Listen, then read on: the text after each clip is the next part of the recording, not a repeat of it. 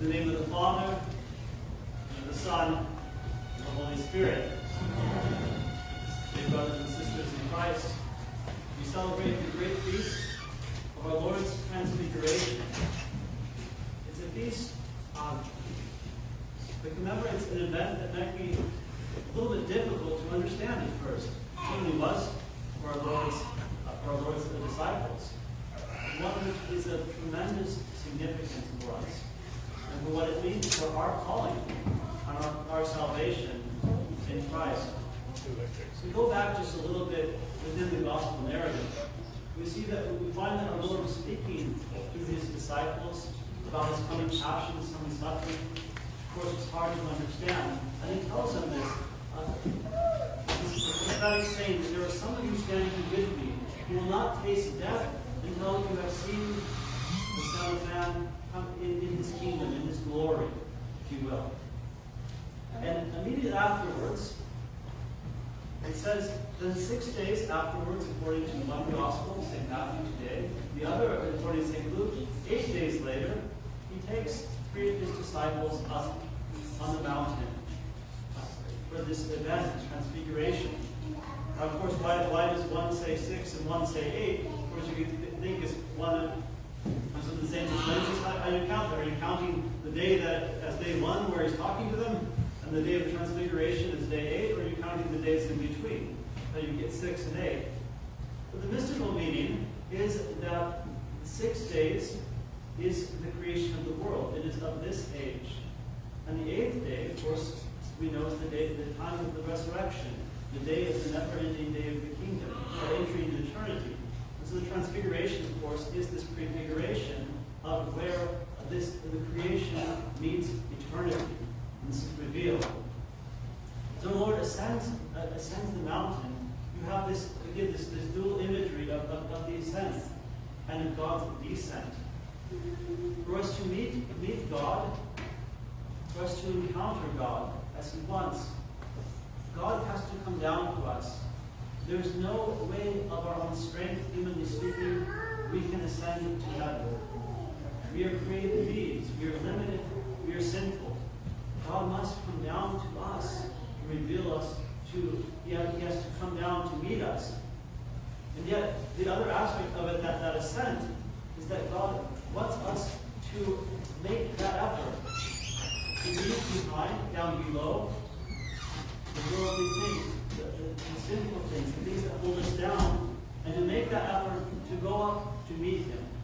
And so this place, the symbolism, St. Gregory Palamas explains, is that place where Jesus reveals God to his disciples and through them to us.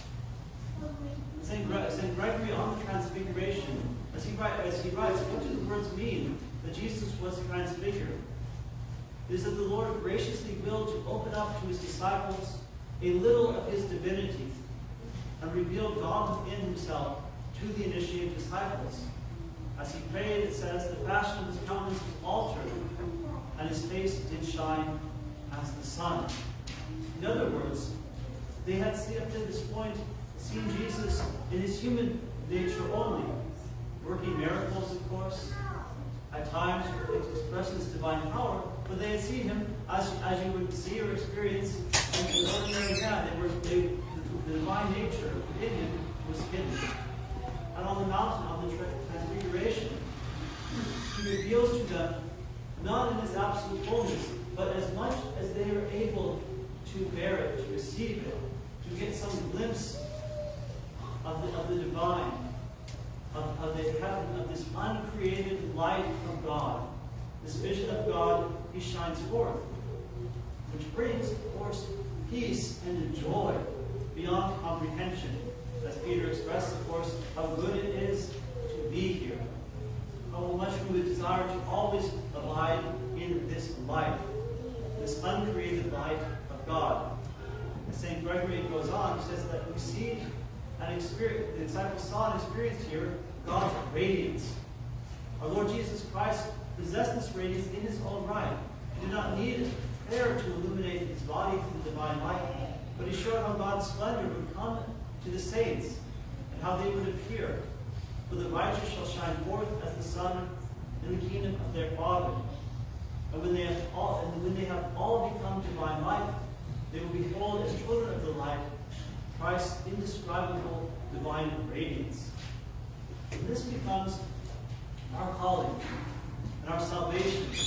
How Jesus Christ, who himself is divine, takes on our human nature, right, coming down to us in our fallen condition, in our pitiful state, unites human nature to himself, that we can share in his light, in his divinity, in his divine light. He wants to share that with us. He wants us to shine forth in that same manner. And so, where do we go from this? As St. Gregory continues, that this really comes about and shines forth when we draw near to God through the virtues, and our minds are united with him. It is given to all who unceasingly reach upwards towards God by means of perfect good works and fervent prayer, and is visible to them. Everything about the blessed and divine nature is truly beautiful and desirable, and is visible only to those whose minds have been purified. Right? Blessed are the pure in heart, for they shall see God. And this becomes our understanding, our calling, as St. Peter, today's epistle, so beautifully reflects upon it. As just before that we heard that he says, we have this great, have received these great and exceedingly great and precious promises. What are the exceedingly great and precious promises that we received from him, from God, from his revelation, that we might be partakers of the divine nature, having escaped the corruption that is in the world lost. In other words, we are called to share in the light of God. We're called to share in this light, to be transfigured ourselves, have our lives transformed. And if we want that, if we have that hope, what do we do? Where do we go from this? It is as St. John the theologian writes in his epistle, that having that desire to see him as he is in the age to come, everyone who has this hope purifies himself as he is pure. St. Peter goes on, for this very reason, giving all diligence, add to your faith virtue. We have this faith, this hope of sharing in the light of God. Add to that virtue. The virtue knowledge, to knowledge self-control. Self-control perseverance. To perseverance godliness. And to godliness brotherly kindness. And to brotherly kindness love. It's that ladder of the virtues. Love for one another. Kindness for each other. Perseverance through the hardships. Self-control over our desires that lead us away from God. All of these things that open our hearts to be able to experience, to receive that light of God. As he wrote so beautifully, that we were eyewitnesses of that glory, that exceedingly excellent glory. We were with him on the holy mountain. Today, brothers and sisters, as we're all mystically with our Lord on that holy mountain, let us also leave down below what holds us down from the world, what weighs us down, as St. Paul writes elsewhere, that sin that weighs us down, that keeps us from running, those attachments to such things that don't lead us to God, and that we, in repenting, open our hearts, even into church and a quiet home, away from the noise of the world. Turn off that noise, the temptation at times, quieting ourselves, so that we too can be present with our Lord, that we can open our hearts to his light, that we can experience this too, which he offers us. The beautiful thing is that the light of God is always present, and we're not always able to perceive it. And that, through God's providence, and when our hearts are most at the ready, in times of quiet, sometimes we secret the sacraments, sometimes in this quiet place of prayer, in unexpected times, the light of God shines forth in us.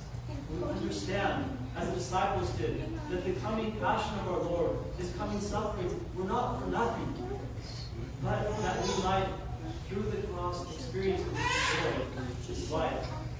As beside this feast also informs us that our feast day, the elevation of the cross, is 40 days away. It's not by accident the church connects these two feasts. Because it is through the cross that we experience the transfiguration of human nature. And that this is given as a foretaste of what is to come if we can carry our cross to the end, if we can remain faithful to that.